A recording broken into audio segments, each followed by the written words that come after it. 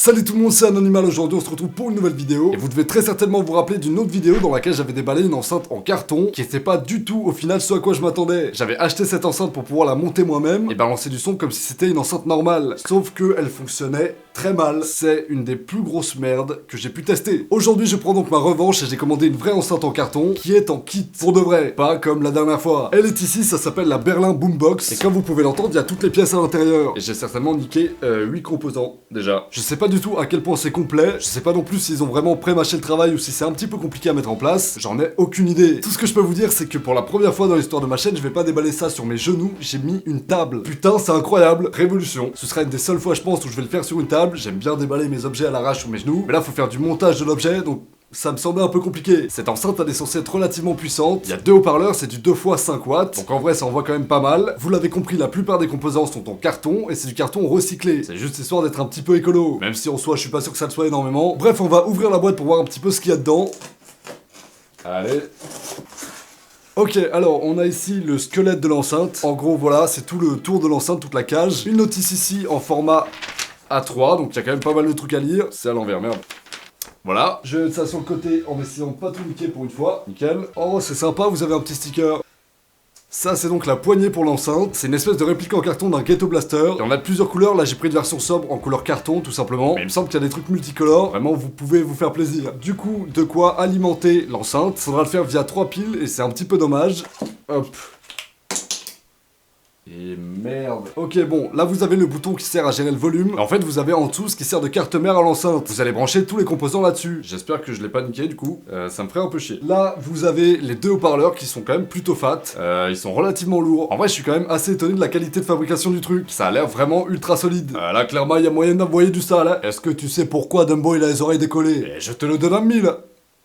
Les deux derniers trucs qu'il y a dans cette boîte c'est un fil. Non, qu'est-ce que c'est? Ok, ça c'est un port micro USB qui va permettre de recharger l'enceinte, ou de la brancher simplement peut-être. S'il faut, on n'est pas obligé de l'alimenter grâce à des piles, je sais pas encore. Et ça c'est donc un câble jack simplement. Hop, on attèche ça, et on va mettre ça sur la table. Alors la notice, la première étape c'est donc d'insérer les enceintes à l'intérieur du carton. Écoutez, pas de soucis. Et là, donc les enceintes, est-ce qu'il y a un sens? Apparemment, il y a un câble qui est plus court que l'autre. Ok, donc c'est celui-là qui est le plus court. Et le plus court va donc... c'est pas dans le même sens que sur le schéma. Ok, là, par rapport au schéma, c'est dans le bon sens. Donc le plus court va ici. Ok, là, on est pas mal. Le deuxième, je vais donc le mettre... je me suis fouetté avec. Je vais donc le mettre de l'autre côté. Voilà, il n'y a pas plus simple. Alors ensuite, qu'est-ce qu'il faut faire? Il va falloir déplier ces trucs-là et replier ici sur les côtés. C'est un peu chiant à faire, j'ai l'impression de tout niquer, en fait. J'espère vraiment que c'est ça qu'il fallait faire, sinon je vais pas me sentir bien. Faut faire la même chose de l'autre côté. Là, on est pas mal. Faut replier ça vers l'intérieur, mais je comprends pas comment. Ok, c'est bon, j'ai compris. En gros, il y a des petites encoches ici. Il faut mettre ce truc-là à l'intérieur de l'encoche. Ah, c'est chaud sa mère. Bon, pour l'instant, c'est pas hyper sexy, c'est même un peu moche. Mais bon, à la fin, normalement, ça ressemble à quelque chose. Alors, encore une fois, je l'ai pris dans le mauvais sens, donc je vais tout retourner. Voilà. Et il faudrait donc insérer ceci. Où ça? Ok, si, c'est bon, j'ai compris. Le fil de cette enceinte-là, va falloir le faire passer à l'intérieur ici pour le brancher à ça. Donc, je branche ça là. Hop. Pour l'instant, on est bon, j'ai pas trop fait de merde. L'autre étape, c'est donc de brancher les piles. Donc... oula, ça part un peu mal là. Il y a un des deux fils qui n'est plus connecté au truc. Je l'ai remis dedans, même s'il est plus soudé, j'espère que ça fonctionnera quand même. Écoutez, on va voir. Il y a un trou cette fois-ci ici, et il faut faire passer le fil à l'intérieur. Easy. Et ça se branche là. Voilà, on a un dernier truc à brancher, c'est la prise micro USB. On va simplement brancher sans faire passer par aucun des trous. Ce qu'il est demandé de faire maintenant, c'est de dévisser ceci. Voilà, on vire vraiment tout ce qu'il y avait dessus, et on le fait passer ici. Maintenant qu'on a fait ça, on va remettre tous les écrous. Voilà, comme ça c'est en place et ça bouge plus. On remet ceci. Là on est pas mal. Ça a été fixé. Même principe maintenant avec ce truc là, donc l'alimentation. On va virer un écrou pour pouvoir le faire rentrer dans ce trou là. Ok, parfait. Et on va donc revenir le revisser par derrière pour le fixer. Ok, pour l'instant ça a l'air d'être solide, ça tient. Prochaine étape c'est de soulever cette partie là apparemment. Bah j'espère que c'était ça. On le plie comme ça et comme ça, il me semble. Ça a l'air d'être bon pour l'instant. Ensuite, on fait basculer ça comme ça. Putain, mais c'est tendu. Allez, bon, fais-moi plaisir, fonctionne, s'il te plaît. C'est pas comme ça que ça doit être, c'est pas possible. Ah, ok, fallait pas déjà revisser ce truc. Bah, écoutez, je vais l'arracher, hein. Voilà, je le mettrai tout à l'heure. Donc, hop, comme ça. Ensuite, ce truc-là, on le ramène ici. Ça, on le rabat pour le faire passer à l'intérieur ici. Voilà, pareil de l'autre côté. Nickel. Maintenant que ça s'est replié, on va brancher le truc jack. Faut le faire passer dans le deuxième trou ici. Voilà. Et le brancher ici. Putain, quelle galère, c'est chiant d'être teubé. C'est bon, ça a l'air d'être branché. Je vais tout refermer. Nickel. Ensuite, on rabat de nouveau tout ça. Hop, voilà. Ce câble jack, on le fait passer ici. Ensuite, comme ça. Ça doit rester dedans. Ça, je le mets là. Allez, cale-toi dedans, là. Putain, je suis vraiment en train de me fighter avec du carton, là. Allez, on se concentre. Ah bah putain. Ok, un côté de fait seulement. Et le deuxième... Hop là, on n'a pas triché du tout, hein, c'est pas vrai. Je viens de fixer le devant de l'enceinte, fallait le mettre dans une petite encoche ici. Et en fait, ça va servir à tenir le téléphone. Si vous le mettez dedans, normalement, c'est pas censé tomber. Et là, c'est pas le cas, je suis plutôt content. Le dernier truc qu'il y a à faire, c'est fixer ce truc-là. Et je sais pas du tout comment faire pour l'instant. Donc, notice. Ok, comme ça, et là. Ok, parfait. Ici, et ça... La dernière étape à faire, c'est, bon, mettre les piles, mais aussi finir en mettant le bouton volume. Ah non! J'avais oublié un truc, la poignée. Voilà. Bon, écoutez, je suis un petit peu fier, je crois que je viens de terminer mon Ghetto Blaster. Et en vrai, je m'attendais pas du tout à ce qu'il soit aussi gros. Il est énorme. C'est très gros. Je vais chercher des piles, et pour que ça fonctionne correctement, normalement, il faut mettre des piles rechargeables à l'intérieur, histoire de le recharger par derrière grâce au micro USB, mais là, j'en ai pas. Donc on va faire avec des piles normales, mais ça change pas grand chose en soi. C'est juste que je pourrais pas me servir des piles comme une batterie classique. Alors...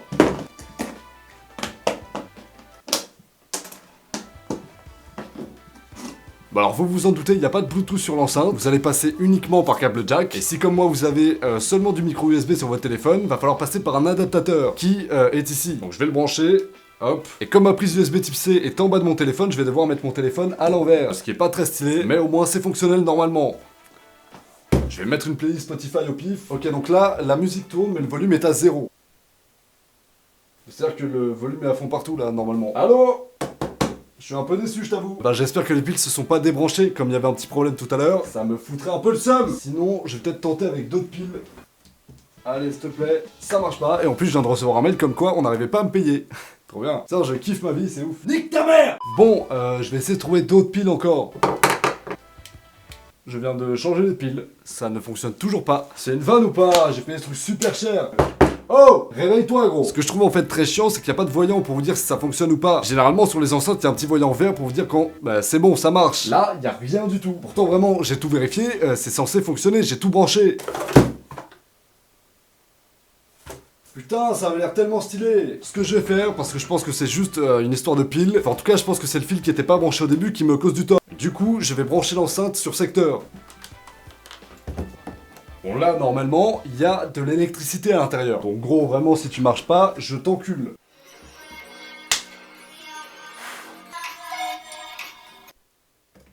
Y a pas de basse. Putain! Eh, tu sais quoi?